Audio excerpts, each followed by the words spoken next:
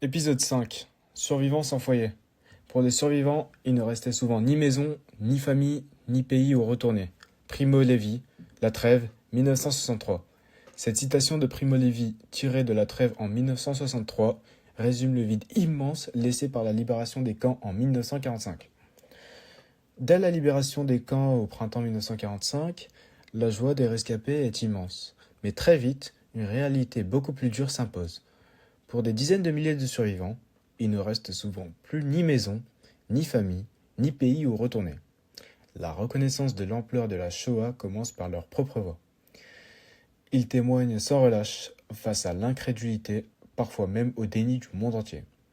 Presque immédiatement, les Alliés organisent les premières grandes actions de justice.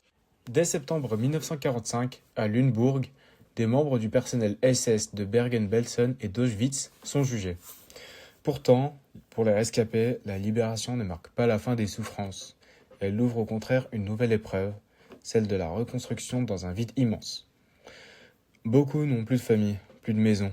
Surtout, ils ne sont plus vraiment les bienvenus là où ils vivaient avant-guerre. L'antisémitisme ne disparaît pas avec la chute du Troisième Reich et, dans certains pays d'Europe de l'Est, des pogroms éclatent même après 1945. Pour répondre à cette détresse massive, on crée très rapidement des camps de personnes déplacées, les DP Camps, surtout en Allemagne, en Autriche et en Italie. Souvent, ironie tragique, dans d'anciens camps militaires ou de concentration, Bergen-Belsen, Landsberg, Feldafing, Vorenwald, gérés par l'UNRWA, ces camps apportent enfin nourriture, soins médicaux et un toit temporaire. Mais les survivants ne veulent pas y rester indéfiniment.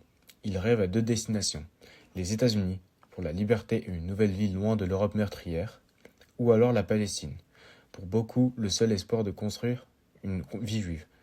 Problème, les portes sont presque partout fermées, les quotas américains sont très stricts, et en Palestine, les Britanniques bloquent l'entrée des bateaux de réfugiés. L'épisode le plus emblématique reste, en juillet 1947, l'Exodus. Un navire transportant plus de 4000 survivants de la Shoah tente de briser le blocus britannique pour rejoindre la terre d'Israël, devenant un symbole international de la lutte pour l'indépendance juive et de la résistance face aux restrictions de l'immigration en Palestine. L'indignation internationale est énorme et cet événement jouera un rôle décisif dans la création de l'État d'Israël un an plus tard. Enfin, la mémoire et la commémoration apparaissent également très tôt après la guerre. Les survivants cherchent à reconstruire une vie religieuse et culturelle malgré les pertes immenses. Des cérémonies sont organisées pour rendre hommage aux victimes et permettre aux communautés de faire leur deuil. L'art devient aussi un moyen important de transmettre la mémoire. Par exemple, le survivant Samuel Bach, né en 1933 à Vilnius, perd presque toute sa famille pendant la Shoah, forcé à s'installer avec sa famille dans le ghetto de Wilno. Il est ensuite déporté dans le camp de travaux forcés HKP 562. Très jeune, il utilise la peinture pour témoigner de la souffrance vécue et pour préserver le souvenir du monde détruit par la guerre. L'artiste ne peint jamais de scènes directes de mort massive. Au lieu de cela, il utilise l'allégorie, la métaphore et certains dispositifs artistiques tels que la substitution des jouets au lieu des enfants assassinés qui ont joué avec eux, des livres au lieu des gens qui les lisent. Ces œuvres pleines de symboles participent à la construction et à la transmission de la mémoire de cette tragédie.